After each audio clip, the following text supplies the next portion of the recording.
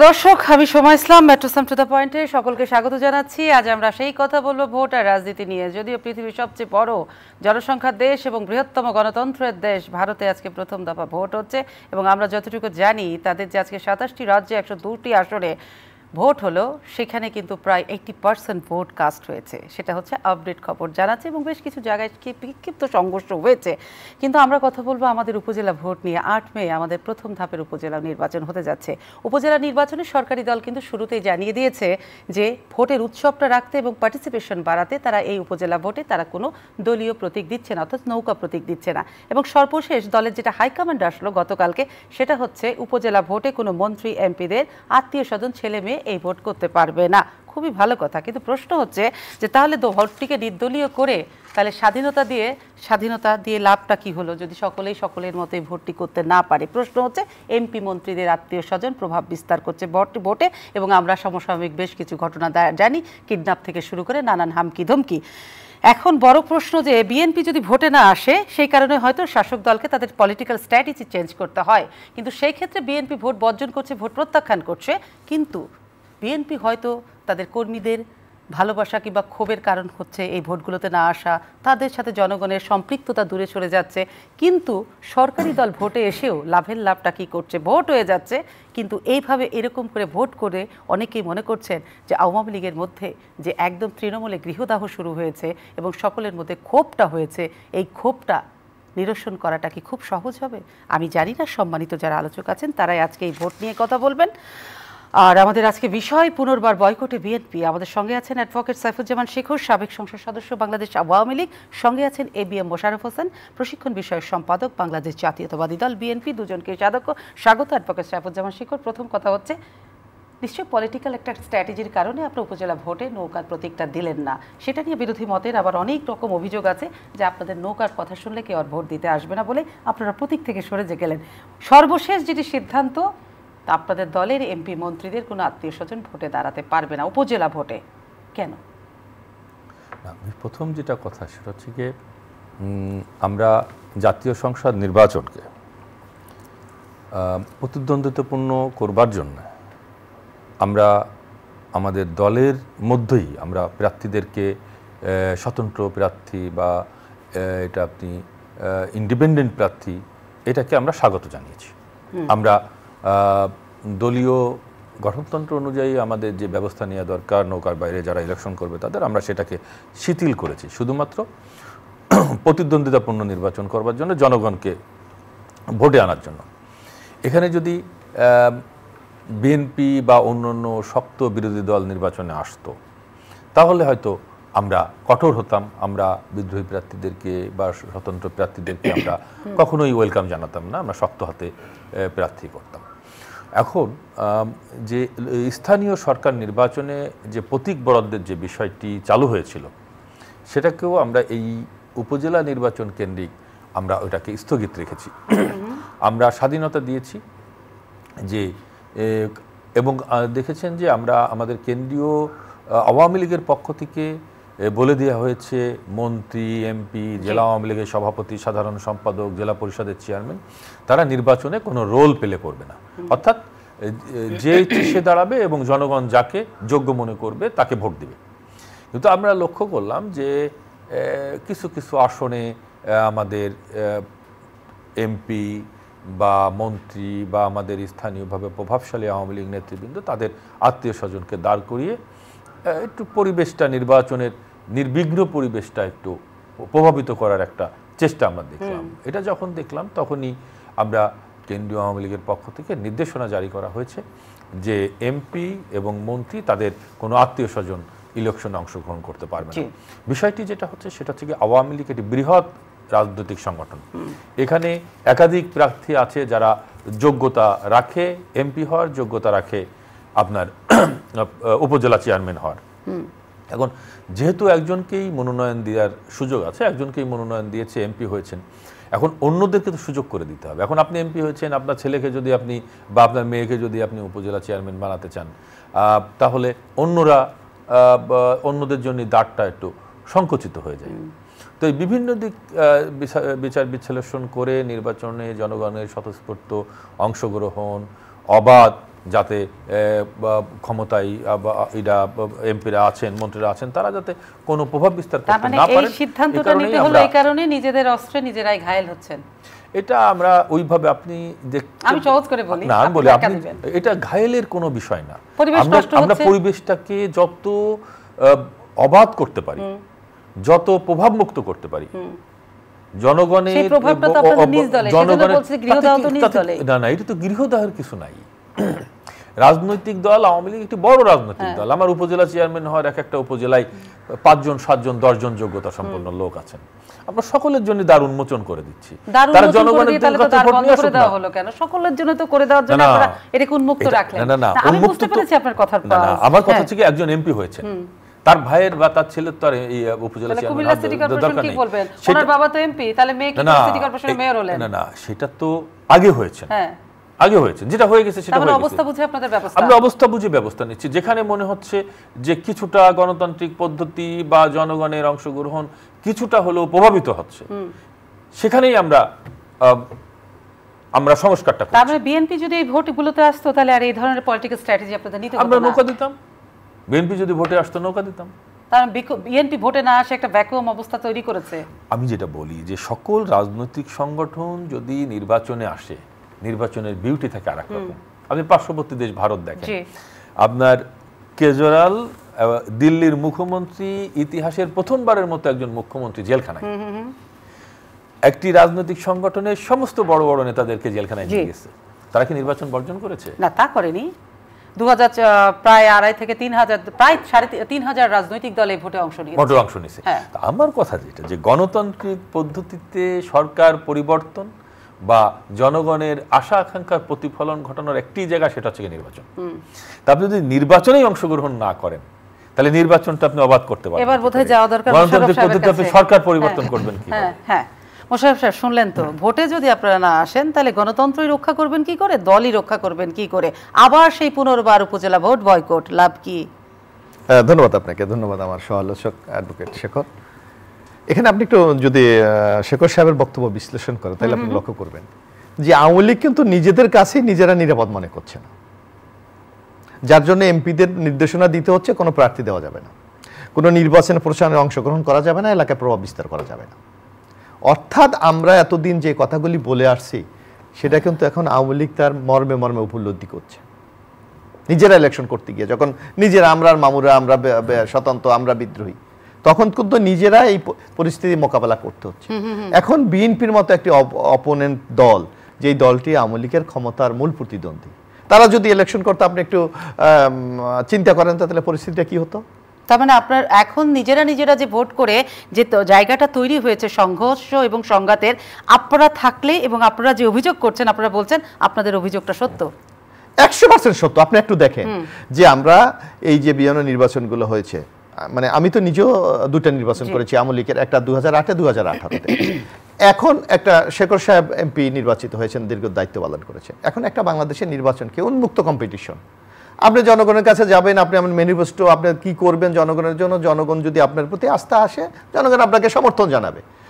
কিন্তু এই জনগণকে এই সুযোগের দেওয়ার আগেই যদি আপনি একতরফা একটি ফিল তৈরি করেন, আপনি প্রতিদ্বন্দ্বী প্রার্থীকে মাঠে নামতে দেবেন না, তাকে প্রচার করতে দেবেন না, তার বিরুদ্ধে প্রশাসনকে ব্যবহার করবেন, তার বিরুদ্ধে মিথ্যা, বানোয়াট, আজগুবি, গায়েবী মামলা দেবেন, তাহলে নির্বাচনে যে আপনি যে একটি কথা বলেন যে জনগণের ভোটের মাধ্যমেই ক্ষমতা নির্বাচিত হবে, সেই সুযোগটা আছে। এখন আপনি মোশাররফ ভাই, কিন্তু আমি ছোট্ট করে একটু থামাই এই প্রসঙ্গে। মামলা, হামলা, গায়েবী মামলা, সাদা পোশাকে ধরে নিয়ে যাওয়া, একদম আপনাদের অপোজিশনকে নেতাকর্মী শূন্য সমস্ত শীর্ষ নেতাদেরকে জেলখানায় ঢুকিয়ে দেওয়া, সব কিছুই আপনারা সহ্য করেছেন এবং আপনাদের সাথে হয়েছে। এই কারণে আপনারা বলছেন যে আমাদের ভোটের মাঠটা নাই, জায়গাটাই নেই, লেভেল প্লেইং ফিল্ড নাই, আমরা ভোটের মাঠ থেকে সরে আছি।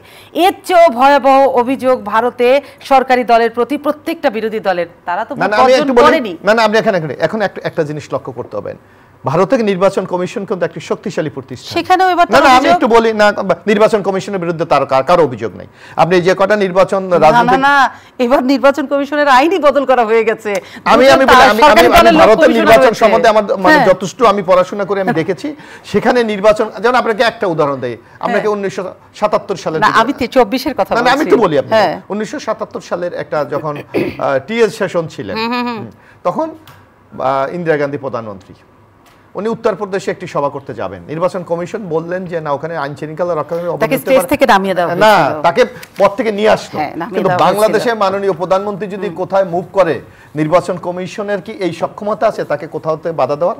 না, নির্বাচনের আইন অনুযায়ী তো উনি প্রচার প্রচারণাগুলো করেন। না, আমি বলছি সেইটা না, সেই নৈতিক সাহসটা কি বাংলাদেশ নির্বাচন কমিশনের আছে? আপনাকে একটা কথা বলি, আপনি একটা আপনার এখানে নিশ্চয়ই আপনি আলোচনা করেছিলেন, আপনি এই কুমিল্লা সিটি কর্পোরেশন নির্বাচনের আগেরটা আপনি বলেন।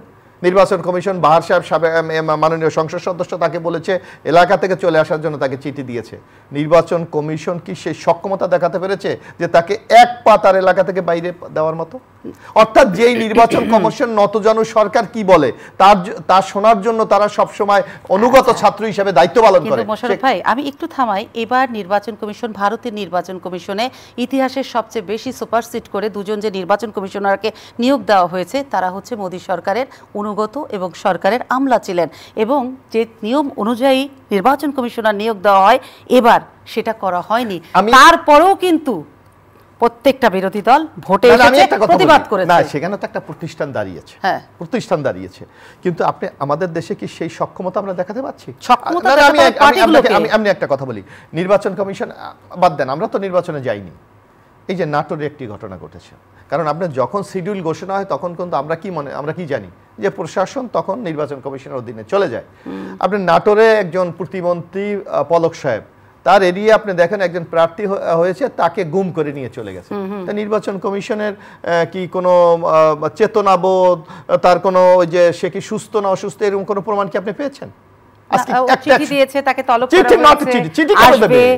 চিঠি কেন দেবে? সে প্রশাসনকে বলবে এই ঘটনার সাথে যারা জড়িত তারা গ্রেফতার হবে, তারা জেলে যাবে। গ্রেফতার হয়েছে, অলরেডি গ্রেফতার হয়েছে। আমার কথা হলো যে তাদের অ্যাকশনটা কি আপনাকে এটা দেয়? অর্থাৎ বাংলাদেশের নির্বাচন ব্যবস্থা এখনো সরকারের আজ্ঞাবহ, এখনো সরকার যেটা বলেছে। আপনার নিশ্চয়ই অনেকগুলি ঘটনা যদি আমরা বারবার বললে মানুষ মনে করে বা দর্শকরা মনে করে বা আওয়ামী লীগ বলে যে বিএনপির কাজ হইল বিরোধিতা করা, কিন্তু একটা কথার যখন এই যেমন তাদের নেতা বা আমরা সবাই বাংলাদেশের জাতীয় শেখ মুজিবুর সাহেব বলেছেন না যে একজন যদিও কোনো ন্যায্য কথা বলে আমি সেইটাকে মানবো। তারা আওয়ামী লীগে একজন না 99 জনও যদি ন্যায্য কথা বলে সেইটাই তো তারা মানে না, তাদের নেতার কথাই তো তারা ভায়োলেশন করে। সেই আওয়ামী লীগের কাছ থেকে আপনি নিরপেক্ষ ভোট, নিরপেক্ষ নির্বাচন, নিরপেক্ষ বাংলাদেশ আশা করবেন, এটা কোনোভাবে সম্ভব? সেই তাহলে আপনারা কোনোটাই আওয়ামী লীগের কাছ থেকে আশা করছেন না, কিন্তু সেই জায়গায় নাই। তাহলে আসতে হলে আপনারা কি করবেন? আপনাদের পলিটিক্যাল স্ট্র্যাটেজি কোথায়? এই যে পলিটিক্যাল, আমরা জনগণের সাথে আছি, যার জন্য আজকে আপনি কি হচ্ছে, আপনি একটা জিনিস লক্ষ্য করবেন, আওয়ামী লীগের মতো একটা ঐতিহ্যবাহী দল এবং নৌকা হলো তাদের মূল স্পন্দন, প্রাণের স্পন্দন। আজকে তারা এমন একটা পজিশনে চলে গেছে, আওয়ামী লীগের মতো একটা দেউলিয়া হয়ে গেছে যে তাদের মার্কাকে এখন তাদের বর্জন করতে হচ্ছে নিজেরাই, যে এই মার্কা নিয়ে জনগণের কাছে যাওয়া যাচ্ছে না, জনগণ এটাকে প্রত্যাখ্যান করে। আপনি কোন জায়গায় গিয়ে আওয়ামী লীগ নিজেরা দাঁড়িয়েছে, এমন একটা অবস্থা তারা করতেছে যে দ্বারাও আমার কোনো বলার কিছু নাই। অথচ তাদের গঠনতন্ত্রের 47-এর ক যদি আপনি দেখেন স্পষ্ট আসে যে দলের বিরুদ্ধে যদি আপনি যান আপনার বিরুদ্ধে সাংগঠনিক ব্যবস্থা গ্রহণ করা হবে। অর্থাৎ আওয়ামী লীগ রাজনৈতিক দলের যে নীতি আদর্শ মূল্যবোধ এবং একটা দলের যে ম্যানিফেস্টো সবকিছুকে বিসর্জন দিয়ে এখন ক্ষমতাকে তারা মুখ্য জিনিস মনে করে। তার মানে আওয়ামী লীগের সাথে আওয়ামী লীগ জনগণ ছাড়া একটি দল হয়ে গেছে। অবশ্যই এখন তাই বাংলাদেশের পরিস্থিতি তাই। আচ্ছা, তাহলে আওয়ামী লীগের যদি আমাদের দেশে 17 কোটি মানুষ, 17 কোটি মানুষের মধ্যে 12 কোটি ভোটার, তো 12 কোটি ভোটারকে তো একটা রাজনৈতিক দলের লাগে, তাহলে জনগণ ছাড়া যদি আওয়ামী লীগ হয়ে যায় এবং সে কারণেই তারা নৌকা দেয়নি, নৌকা দেখলে মানুষের মনের মধ্যে একটা বিক্ষোভ ফুটে ওঠে যে নৌকাকে আমরা কেন ভোট দিব, এটাই হচ্ছে আপনার কথার আর কি আমার কাছে মনে হচ্ছে মূল স্পিরিট। তাহলে আওয়ামী লীগ যদি জনগণ ছাড়া একটি দল হয়ে যায়, সেই জনগণগুলো কার সাথে আছে? জনগণের সাথে অন্য অপোজিশনের আওয়ামী লীগের বাইরে আছে, বিএনপির সাথে আছে, অবশ্যই আছে। তাহলে আপনারা ভোটে যান না কেন? আমরা ভোটে কিভাবে যাব? জনগণকে নিয়ে যাবে। আমি একটু আপনাকে একটা কথা বলি, এখানে শেখর সাহেব আছে, এমপি আছে, শক্তি তো জনগণ। আমি একটু বলি শেখর সাহেব আপনি যদি কম্পিটিশন নির্বাচন আপনার সিটে মাগুরাতে, মানে আপনি বা যারা অন্য দলের সাথে কত ডিফারেন্স থাকে আপনি একটু বলেন, অনুমান একটা, আপনার তো একটা ধারণা, আপনি নিজে ইলেকশন করেছেন বা আগে আপনার আব্বা ইলেকশন করেছেন, ভাই করেছে, আপনি তো দেখেছেন সর্বোচ্চ 10,000 15,000 এর বেশি না, এর বেশি না, 30-40 হাজার ভোট ডিফারেন্স হয়েছে, এটা স্বাভাবিক। কিন্তু একেবারে এভারেজ স্ট্যান্ডার্ড 10টা, আমি যতটুকু জানি যে আমি কারণ সারা বাংলাদেশের সিটগুলি সম্বন্ধে আমার একটা স্টাডি আছে, 10-15, আপনি ধরেন 15,000 বা 20,000 ভোট দেখলাম, 20,000 ভোট। এখন বাংলাদেশের সর্বশেষ একটা সেন্টারে 3,000 বেশি ভোট থাকে না। হ্যাঁ, তা আপনি যদি ধরেন শেখর সাহেবের কথা আমি মেনে নিলাম যে 30,000 ভোট ডিফারেন্স, 30,000 10টা কেন্দ্র লাগে। আপনি পরের দিন এই টিভিতে দাঁড়িয়ে বলবেন যে মাগুরা 2তে 200 কেন্দ্রের মধ্যে 10টি কেন্দ্রে গন্ডগোল হইয়াছে, সুতরাং এইটা নির্বাচনকে কতটুকু প্রভাবিত করে এটা আমাদের ভাবার বিষয়। অথচ এই যে 10টা 3-10কে 30,000 ভোট নিয়ে গেলেন, আপনি এখানেই আপনার ভোট রেজাল্ট নিশ্চিত হয়ে গেল। আমি এখন শেখর সাহেবের কাছে যাব, আপনি সেই জায়গাটা তো যাচ্ছেন না, বরং আপনি একটা জেনারেল বক্তব্য দিচ্ছেন যে বিএনপি মাত্র এই যে যদি 200 সিটের মধ্যে 10টা হয় তো কত পার্সেন্ট আপনি বলেন হিসাব করে? 4%। আচ্ছা, যে 4% ভোট এখানে গন্ডগোল হয়েছে, এখানে রেজাল্টে কি প্রভাবিত করে? অথচ এই এই এই 10টা সেন্টারই কিন্তু টোটাল ফলাফল নির্ধারণ করে। আমরা যখন উপজেলা ভোট নিয়ে কথা বলছিলাম ওভারঅল সঙ্গে আসবেই, কিন্তু যেটা ওনার কথার বলছে মূল জায়গাটা সেটা হচ্ছে জনগণ ওনাদের সঙ্গে আছে। কিন্তু আমি আপনার কাছে ব্যাখ্যা চাইবো, একটি রাজনৈতিক দল বিএনপি অবশ্যই স্বীকার করবেন বড় একটি রাজনৈতিক দল তারা, তাহলে জনগণ যদি সকলেই বিএনপির সঙ্গে থাকে তাহলে কোন কারণে বিএনপি বারবার তারা ভোটটাকে বয়কট করছে, ভোট বর্জন করছে? না, বিষয় যেটা আমি এই জায়গায় পরে আসি, আমি আগের বিষয়টা বলি একটু। সেটা হচ্ছে কি, আমাদের নির্বাচন কমিশনের আইন যেটা, সেই আইন মোতাবেক একটা ঘোষণা আছে, সেটা হচ্ছে কোনো পার্লামেন্ট মেম্বার, কোনো মন্ত্রী পরিষদের সদস্য এবং জেলা পরিষদের চেয়ারম্যান, পৌরসভার মেয়র, এরা নির্বাচনে প্রচারে যেতে পারবেন না, কিন্তু নির্বাচনে আইনে আছে, এটা আগেই ছিল। সেটার সাথে আমরা নতুন একটি যেটা করেছি সেটা হচ্ছে গিয়ে আমাদের এমপি এবং মন্ত্রী তাদের আত্মীয় স্বজন নির্বাচন করতে পারবে না। বিষয়টা কিন্তু কাছাকাছি, বিষয়টা কাছাকাছি। সো দ্যাট আমরা আর যে কথাটি বলেছে যে নৌকা ভয়ে দেয় নাই, নৌকা আমরা দিচ্ছি না, তার কারণটি হচ্ছে নৌকা পেলে অন্য কোনো প্রার্থী নির্বাচনে আসতে চাচ্ছে না, কারণ জনগণের কাছে নৌকা প্রতীকটি এমন পর্যায়ে গেছে যে এই নৌকার বাইরে ভোট দেওয়া যায় এটা মানুষ মনে করে না। নৌকা প্রতীকটা এমন চলে গেছে যে নৌকার সাথে থাকলে একজন প্রার্থী মনে করছে যে সবই আমার সাথে আছে, আর কাউকে দাঁড়াতে দিব না। না না, সেটা না, জনগণ নৌকার পক্ষে স্ট্যান্ড আছে। আমি বলি যে আজকে নৌকা মার্কায় ভোট দিয়ে মানুষ ভালো আছে, আজকে সামাজিক নিরাপত্তা বেষ্টনী মানুষকে আশ্বস্ত করেছে। এই যে ক্রাইসিস, এই ক্রাইসিসের মধ্যেও আওয়ামী লীগ রাষ্ট্রীয় ক্ষমতায় থাকার কারণে মানুষ ভালো আছে। আচ্ছা, আমি একটু থামাই, একটু না থামাবো। আপনি বলছেন নৌকা মার্কায় ভোট দিয়ে মানুষ ভালো আছে, সেই মানুষের মধ্যে তো 17 কোটি মানুষের কথা আপনি বলছেন, তো সেই মানুষের মধ্যে তো বিএনপির বড় অংশ আছে, তারা কেন ভালো নাই? বিএনপির বড় অংশ যে ভোট নৌকায় দেয় না তার কোনো দেখাতে পারবে? তার মানে বিএনপি নৌকায় ভোট দিবে কেন? আলাদা প্রতীক আছে। বাবা, বিএনপির যারা সমর্থক ছিল তারা এখন যদি ভালো থেকে থাকে, এটা তো এরকম বাংলাদেশে তো লিখে দেয়া নেই যে আমি বিএনপি করি সারা জীবন বিএনপিতেই ভোট দিতে হবে, এরকম কোনো বাধ্যবাধকতা আছে? অবশ্যই নেই। বিএনপির গ্রাম পর্যায়ে দেখবেন যে অনেক নেতা কর্মী যারা নৌকায় ভোট দেয়, বিএনপি বর্জন করে, তাতে কিছু যায় আসে না। তো বিষয় যেটা হচ্ছে যে যেহেতু মানুষ ভালো আছে, মানুষকে ভালো রেখেছে, দেশ উন্নয়ন হচ্ছে, আজকে মেট্রো রেল চলছে, আজকে পদ্মা সেতু হয়েছে। অনুষ্ঠান চলছে, থাকুন আমাদের সঙ্গে ভেরিফাইড ফেসবুক এবং ইউটিউব চ্যানেলে।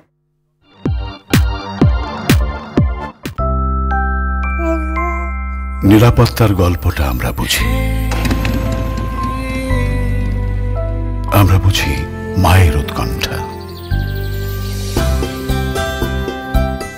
অভিযোগটা করলেন যে সেটা ওনাদের যে প্রতিদিনকার অভিযোগ এত বছর ধরে যে ওনারা কেন ভোটের মাঠে দাঁড়াতে পারছেন না, অর্থাৎ মন্ত্রী এমপিদের প্রভাবের কারণেই তো এই ধরনের সংঘাতসময় পরিস্থিতি তৈরি হয়। সুতরাং এখন আপনারা নিজেরা এটা ফেস করছেন, ওনারা যেটা দীর্ঘদিন ধরে ফেস করে আসছেন। না, ওই অভিযোগ আর এই অভিযোগ সমান করে দেখলে হবে না। প্রভাব বিস্তার করছে তো। একজন এমপি, একজন মন্ত্রী জাতীয় নির্বাচনে সে প্রার্থী হবে, এটা তো খুবই স্বাভাবিক, স্বাভাবিক না?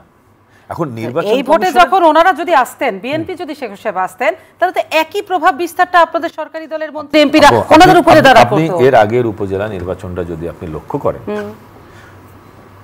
উপজেলা নির্বাচনে কিন্তু কম বিএনপির লোক কিন্তু উপজেলা চেয়ারম্যান হয়, ইউনিয়ন উপজেলা পরিষদ স্থানীয় সরকার অনেক হয়েছে।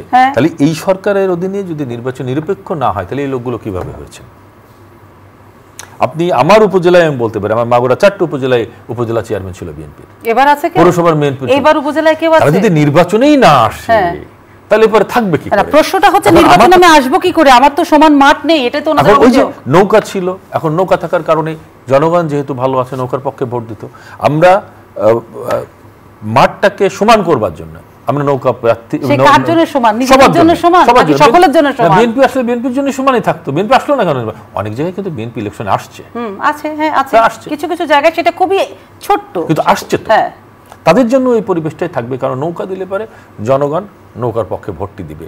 এটা খুবই সহজ। আপনারা কি ওই দলছুট বিএনপিদের ততটুকু স্পেস দিচ্ছেন যতটুকু ভোটের পর বলা যায় যে তোমরা তো আসছো, এই যে কয়েকজন আছে তো বিএনপি থেকে পাশ করেছে, অতটুকুই কি জায়গা দিচ্ছেন? আমরা কাউকে কোনো জায়গা দিচ্ছি না, কারোর জন্য জায়গা আমরা ক্লোজও করছি না। আমরা নির্বাচনী প্রক্রিয়া একটা ধারাবাহিক বিষয়, সাংবিধানিক ধারাবাহিক বিষয়, এটা চলমান আছে। এই স্রোতে যারা আসবেন, যারা অংশ নেবেন তারা অংশ নেবেন, যারা অংশ নেবেন না তারা অংশ নেবেন না। তাহলে ওই ঘুরে ফিরে আমার সেই প্রশ্নটা আসলো যে তাহলে বিএনপি যে দিনের পর দিন ভোট বয়কট করছে এবং কিন্তু বিএনপি বলছে জনগণ আমাদের সঙ্গে, আপনারা জনশূন্য, সেই জায়গাটার ব্যাখ্যা কি দিবেন? এটা তো মুখে বললে হবে না। উনি বলছেন আমাদের সাথে, আমি বলছি আমাদের সাথে, তাহলে পরীক্ষা নেওয়ার জায়গাটা কোথায়? ভোট। তা উনি যদি ভোটেই না আসেন, আজকে আমি বলি জাতীয় সংসদ নির্বাচনটা 24 সালে হলো, নির্বাচনে আসার পরে তারা বের হয়ে যে আন্দোলন করতে পারত। 2018 সালের নির্বাচন নিয়ে তারা অনেক অভিযোগ করছে। 18 সালের, আমি একাধিকবার বলেছি, 18 সালে নির্বাচনের দিন তাদের মহাসচিব কিন্তু বগুড়ায় দাঁড়িয়ে বলেছেন তিনি সন্তুষ্ট। নির্বাচনের পরে তারা কিন্তু 5 জন শপথ নিয়ে সংসদে গিয়েছেন, সংসদে গেছেন, আবার দেখা গেছে ফখরুল ইসলাম আলমগীরকে শপথ নিতে দেন নাই। এই যে দ্বিমুখী নীতি, আসলে বিএনপি কি চায়? আপনি যদি সরকার পরিবর্তন করতে হয় তাহলে পরিবর্তনের গণতান্ত্রিক ওয়েতে তো পথ একটাই, সেটা হচ্ছে নির্বাচন, অন্য কোনো রাস্তা তো নেই। গণ অভ্যুত্থান করবেন, জনগণ যদি সাথে থাকে, গণ অভ্যুত্থান তো এই দেশে হয়েছে, তারা তো আন্দোলন করতে যে ব্যর্থ হয়েছে। জনগণ থাকলে তো তারা আন্দোলনে সফল হতো। আজকে 8 সালের থেকে আজকে 24 সাল, কত বছর হলো? অনেক বছর, হিসাব করতে হবে আঙ্গুল গুনে। 8, 9, 10, 11, 12, 13, 14, 15, 16, 17, 18, 19, প্রায় 15 বছর। ও হ্যাঁ, 15 বছর, 16 বছর। তাহলে 16 বছর ধরে আজকে মোশাররফ ভাই, তিনি একজন ছাত্র নেতা ছিলেন, আমরা ছাত্র নেতা হিসেবে তাকে পেয়েছি, আমাদের সাথে একটা হৃদ্যতাপূর্ণ সম্পর্ক ছিল, এক জায়গায় আমরা শেয়ার করেছি দিনের পর দিন, পাশের টেবিল আমরা করেছি। কিন্তু আমার যেটা কথা, যে আজকে 8 সাল থেকে 24 সাল পর্যন্ত মোশাররফ ভাই আজকে যে কথাগুলো বলছেন, এই 15-16 বছর আগে এই কথাগুলোই ওনারা বলেছেন, ভবিষ্যতেও এই কথাগুলোই বলবেন। আর আমরা যে কথাগুলো বলছি, এই কথাগুলো কিন্তু অবিরতভাবে বলেই যাচ্ছি। কিন্তু আমরা যদি সাদা চোখে দেখি যে গণতান্ত্রিক পরিবেশে সরকার পরিবর্তন, জনগণের ম্যান্ডেট বুঝার একমাত্র রাস্তা হচ্ছে নির্বাচন অংশগ্রহণ। নির্বাচনে অংশ না নিয়ে নির্বাচন বয়কট করে আপনি কি পাবেন? মোশাররফ সাহেব, আমার কথা ছোট্ট একটু প্রশ্ন, যে পরীক্ষার হলে না বসে, পরীক্ষার হলটা ভিজিট না করে আপনারা বাইরে এসে বলছেন পরীক্ষার হলে সবাই পরীক্ষা দিচ্ছে নকল করে, তাহলে কি হবে? এখন একটা কথা আপনাকে বলি, এখানে শেখর সাহেব তো আছে দীর্ঘদিন। আজকে আপনাকে একটা কথা বলি, যে আজকে যে অভিযোগটা বিএনপির বিরুদ্ধে বলছে, বিএনপি ইলেকশন বর্জন করছে, আমি যদি শেখর সাহেব তখন ছাত্র নেতা, 1995 সালের দিকে আপনি একটু তাকান, আওয়ামী লীগ আজকে মাননীয় প্রধানমন্ত্রী, তখন বিরোধী দলের নেত্রী, উনি বলেছিলেন বেগম খালেদা জিয়ার অধীনে অবাধ, সুস্থ, নিরপেক্ষ নির্বাচন হতে পারে না, বলেছিলেন। তো বাংলাদেশে এমন কি আর্থসামাজিক অবস্থার পরিবর্তন ঘটেছে যে একটা দলীয় সরকারের অধীনে বাংলাদেশে অবাধ, সুস্থ, নিরপেক্ষ নির্বাচন হবে? আর সেই একটি নিরপেক্ষ নির্বাচনের জন্য আওয়ামী লীগ দীর্ঘদিন আন্দোলন করেছে, 173 দিন হরতাল ডেকেছে। তখন শেখর সাহেব সেই আন্দোলনের একজন সক্রিয় না, আমরা বিরোধিতা করেছি, অস্বীকার করি না। আমরা তখন বলেছিলাম কেয়ারটেকার এটা কোনো সিস্টেম না। কিন্তু সর্বশেষ বাংলাদেশের জনগণ যখন ঐক্যমত হয়েছে যে একটি ভোটের জন্য নিরপেক্ষ সরকার দরকার, বেগম খালেদা জিয়া কিন্তু সেই বিল পাস করে রাজপথে দাঁড়িয়ে বিরোধী দলে গিয়ে বসেছে। সুতরাং আপনাকে যে কথাটি শেখর সাহেব বলছে, হ্যাঁ, আপনি যদি জনগণের জন্য রাজনীতি করেন, উনি বলেছে মানুষ ভালো আছে। আপনি গত 3 দিন আগে স্বাধীনতা সূচকের একটা বাংলাদেশ 2 ধাপ নিচে নেমে গেছে, আপনাকে বলবেন বাংলাদেশ ভালো আছে? আপনি গতকালকে বাংলাদেশের রেহমান সেওয়ান একটা বই উদ্বোধন করেছে, আপনি বাংলাদেশের বিশিষ্ট অর্থনীতিবিদরা সেখানে বক্তব্য রেখেছে। জাতিসংঘের যিনি বাংলাদেশের চিফ অর্থনীতিবিদ ছিলেন ডক্টর জাহিদ, উনি বলেছে বাংলাদেশের ভবিষ্যৎকে বন্ধ রেখে আওয়ামী লীগ বাংলাদেশের উন্নয়ন করছে। অর্থাৎ আজকে আপনি আর আমি এখানে 3 জন বসা আছি, আপনি আর আমি কিছুই জানি না, আমার মাথার উপর, আপনার মাথার উপর, শেখর সাহেবের মাথার উপর 1,50,000 টাকা আজকে লোন, আমরা কি জানি? অর্থাৎ এই যে বাংলাদেশটাকে একটা দলীয় মোড়কে লুটপাট করে বাংলাদেশকে এমন একটা অনিরাপদ জায়গায় আপনি নিয়ে যাচ্ছেন, যার মাসুলটা কিন্তু এই বাংলাদেশকে বাঁচাবে কে? কোন মাসিহা? আপনারা মাসিহা হবেন দেশ বাঁচানোর? একটা সময় তো হবে। সে কোন সময় শেষ হয়ে গেলে? আরে আপনি শুনে আপনি ইতিহাস চিন্তা করেন, এই পৃথিবীতে অনেক ঘটনা ঘটেছে যে অনেক জাতি ধ্বংস হয়ে গেছে, অনেক রাজনৈতিক দল নিচ্ছিন্ন হয়ে গেছে, এরকম বহু ঘটনা। এখন আপনি আর আমি তো আদম মানুষ, আমার কাছে 10 বছর 15 বছর 20 বছর এটা খুব কঠিন। এই যে 17 বছর কিছু করতে পারছেন না। আমরা এই যে আপনি আর আমি দেখেছি হোসনি মুবারক, ছোটবেলা থেকে তো আমরা হোসনি মুবারকের নাম শুনে আসছি, আছে না মিশরে? আছে এখন। আমরা সাদ্দামের নাম শুনে এসেছি, এখন আছে। আমরা গাদ্দাফির নাম শুনেছি, এখন আছে। তো সুতরাং এইটা নিয়ে আপনার অহংকার করার কিছু নাই। কখন এই যে আজকে আপনি দেখেন, যদি সোশ্যাল মিডিয়ায় দেখেন যে দুবাইতে কি হচ্ছে, যে 75 বছরের দুবাই কোনোদিন বন্যা চোখে দেখে নাই, আর আজকে তো এই সম্পদ এখন পানিতে ভেসে যাচ্ছে। তারা কার দামি গাড়ি চলে যাচ্ছে, কার বাড়ি চলে যাচ্ছে, কার কোনো উষ্ণায় বাঁচতে চায়। এখন কি আপনার প্রকৃতির উপরে নির্ভর না, প্রকৃতি না। আমি বলছি কখন কি পরিস্থিতি তৈরি হবে এটা একটা বোঝা। আচ্ছা। বরং আমরা মনে করি আওয়ামী লীগের মতো একটা দায়িত্বশীল রাজনৈতিক দল যেই আচরণ আওয়ামী লীগ করছে, এটা কোনো রাজনৈতিক দলের আচরণ না। তাহলে এখন ওই প্রসঙ্গে আসে, আবার অনুষ্ঠান শেষ করতে হবে তো মোশাররফ সাহেব। উপজেলা ভোট, এই যে উপজেলা ভোট নিয়ে নিজেদের মধ্যে একটা পরিস্থিতি তৈরি হয়েছে, সেটাকে সামাল দেওয়ার জন্য হাইকমান্ডের নির্দেশ এসেছে তারা ভোট থেকে সরে যেতে হবে। 22 এপ্রিল বোধহয় মনোনয়নপত্র প্রত্যাহারের লাস্ট ডেট। ওনারা সকলে সময় চেয়েছেন, আর খুব বেশি উপজেলাতে বোধহয় এমপি মন্ত্রী 14টা উপজেলায় দাঁড়িয়েছে। যেহেতু ক্রোনোলজি আছে, 4 ধাপে হবে, আরো এরকম সিরিয়াল আছে, তো শুরুতে ওনারা এই একটা অবস্থা বুঝে ব্যবস্থা নিয়েছেন। কিন্তু আমার কথা হচ্ছে, আওয়ামী লীগ আপনি শুরুতেই বলেছেন একটা অত্যন্ত ঐতিহ্যবাহী দল।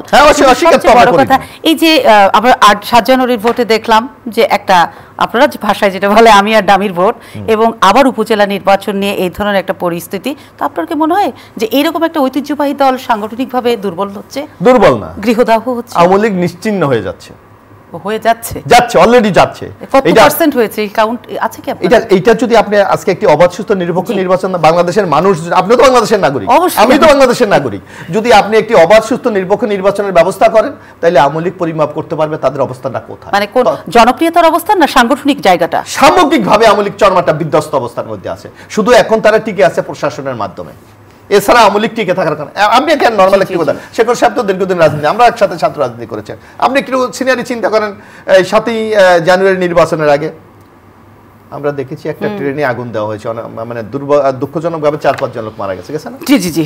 একটা যেই ট্রেনটা আপনার বেনাপোল থেকে এসে, সেটা তো এসি ট্রেন, বাইরে থেকে আগুন দেবে কিভাবে? এখন কি আপনি শোনেন কোন ট্রেনে আগুন লাগে? অর্থাৎ বিএনপির প্রতি একটা ব্লেম দেওয়ার জন্য পরিকল্পিত যে ঘটনাগুলি ঘটেছে, এখন আর এগুলোর কোনো প্রয়োজন নাই, কারণ সরকার তো তার স্বার্থ উদ্ধার করে নিয়ে গেছে, তারা তো নির্বাচন শেষ করে ফেলেছে। আপনি আজ একটু বলেন, এই নির্বাচনের আগে আপনি দেখেছেন ঢাকা কোর্ট রাত্র 8টা 9টা 10টা পর্যন্ত সাক্ষী নেওয়া হচ্ছে, বিএনপির 2000 লোককে সেদিন সাজা দেওয়া হয়েছে। আজকে কি সেই কোর্ট চলে? আজকে বিএনপি নেতাকে সাজা দেওয়া হচ্ছে, কারণ আওয়ামী লীগ 5 বছরের জন্য তার লাইসেন্স নবায়ন করে নিয়েছে যে আগামী 5 বছর হয়তো আমরা আবারও ক্ষমতায় থাকব। কিন্তু সেটা কি 7 জানুয়ারি ভোটের আগে আপনারা জানতেন না? এইটা আমরা তো এই কথাটাই বলছি, একটা দল যখন ফ্যাসিস্ট হয়ে যায়, একটা দল যখন একনায়কতন্ত্র হয়, একটা দল যখন গণতন্ত্রকে বিচ্যুত হয়ে যায়, সেই লোকের কোন দোয়াই দিবে? ভোটের আগে আপনারা এত সমাবেশ, বিভাগীয় সমাবেশ, মহাসমাবেশ করে কি লাভ করলেন? আমরা তো মনে করেছিলাম আওয়ামী লীগের মতো একটা রাজনৈতিক দল তারা হয়তো ট্র্যাকে ফিরে আসবে, কিন্তু তারা যে সেই এখনো সেই বাকশালী একনায়কতন্ত্র চিন্তার মধ্যে আছে, এখানে হয়তো আমাদের ভ্রান্তি ছিল, এখানে হয়তো আমাদের ইনফরমেশনের ঘাটতি ছিল। কিন্তু আওয়ামী লীগকে আপনি ওয়াদুল কাদের বক্তব্য যে বলেছে যদি আওয়ামী লীগ 1 সেকেন্ডের জন্য ক্ষমতার বাইরে যায় তারা নিশ্চিহ্ন হয়ে যাবে। সুতরাং ক্ষমতাই তো তাদের কাছে মুখ্য, জনগণ, ভোট, বাংলাদেশ, এটা তাদের কাছে এখন কোনো মুখ্য না, তারা ক্ষমতায় থাকতে হবে।